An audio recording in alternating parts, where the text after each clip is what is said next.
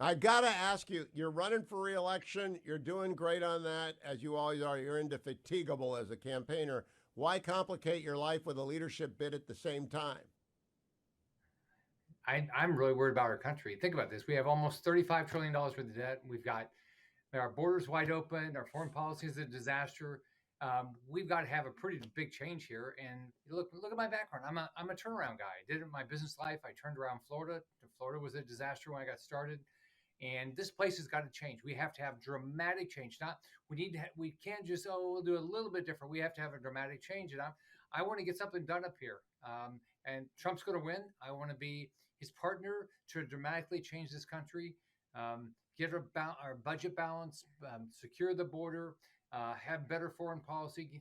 All these things. So I'm gonna work hard, and we'll see what happens.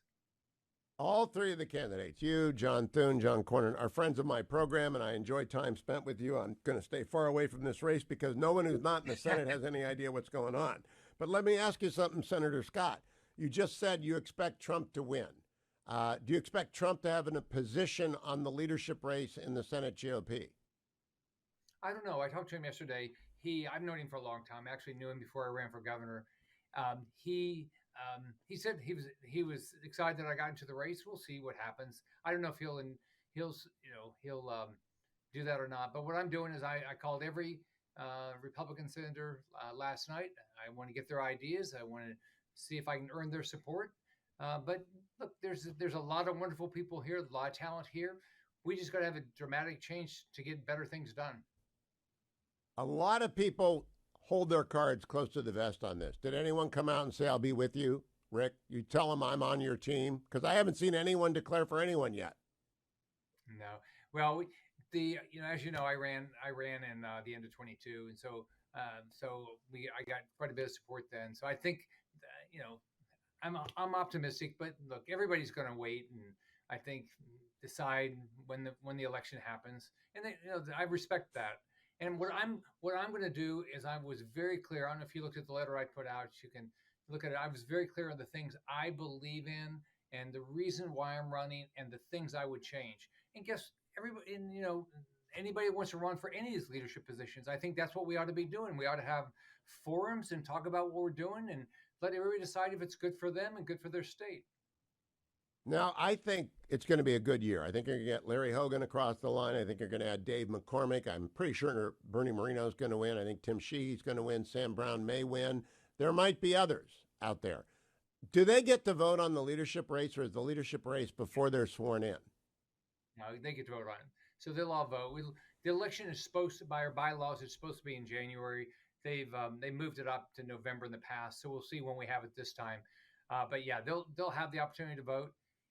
So hopefully we'll have a lot of new Republican senators. We'll have a nice majority, which will make it easier to try to get things done. As you know, it takes 60 votes to pass legislation up here.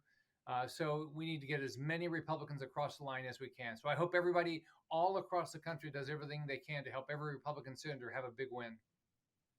Leader McConnell's greatest achievement, and he's had a lot of great achievements. My favorite is holding open the Scalia vacancy after the untimely death of Justice Scalia until the American people could vote in 2016. If you are the leader of the Republicans and they're in the majority, how important are judicial confirmations from Donald Trump going to be to you, Senator Scott? Uh, it's a lifetime appointment. It's the most important job thing we do up here is get good conservative judges approved. And so that's what I'll work on really hard. I think you're right. I think that was historic what Leader McConnell did to hold that seat open, because think about how many court decisions have been impacted by that decision. So I respect what he did. He did the right thing. Donald Trump gave us great nominees. And hopefully after Donald Trump wins, we'll have more great nominees. So we'll continue to have a Supreme Court that believes in the conservative values and following the Constitution. Now, Senator Scott, I want to come back to Trump in a moment and why you think he's going to win, but I got to ask you about blue slips. This is really one of my trigger issues. I hate them. I hate the idea that two Democrats can deny Donald Trump, because you have two Democratic senators from New York and California. They didn't get one district court judge in 4 years that was, a good conservative in California, because they had two Democratic senators. Are you in favor of changing the blue slip rule somehow to allow blue states to get a decent judge every now and then? It works the same way on our side. I mean, they've had six appointments so far, two U.S. attorneys and four judges in Florida under Biden since I've been there. So I have that same opportunity. So the way I look at it is, I could argue both sides of it. I've never really thought about it because it is the existing rules. It's under the existing rules. The so I see the point of not having them, but also see the value of when we have somebody like Biden there that I and Marco Rubio in Florida, that we can hold up bad judges too.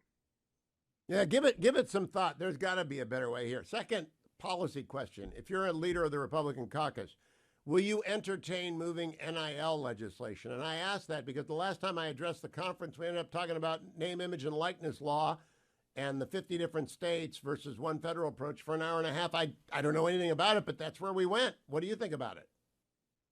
I think we really need. I think it's completely changed. Whether it was positive or negative, it's completely changed college sports. I think we need to be part of the solution. I think what we're doing now is going to have, I think, bad repercussions to college football, how we think about college football. So I think we got to figure out how to do this better. So two more questions, Senator. AI is looming. If Donald Trump wins, who do you want to be as vice president if they're going to assign the vice president the artificial intelligence policy side?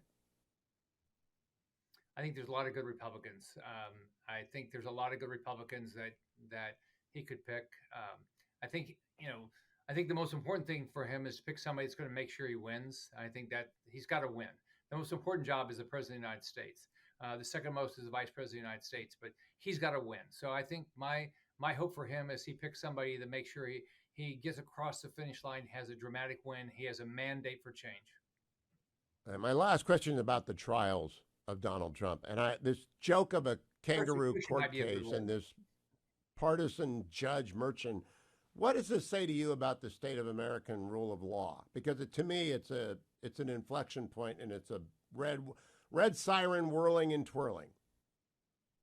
It's the scariest time in my lifetime to watch a friend be persecuted. When you know that Biden set the number 3 person from the Justice Department down to a district attorney's office to prosecute the former president.